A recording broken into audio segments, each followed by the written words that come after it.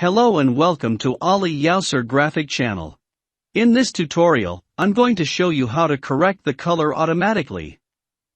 One of the things that I like in Photoshop, changing as soon as I open up Photoshop, is the default algorithm. So with the curves adjustment layer, there's auto button here. If you hold Alt on Windows, Option on the Mac, and click, Photoshop will show you automatically the algorithms that it's using. In this window you see the Fine Dark and Light Colors algorithm. In this image, that's the better one.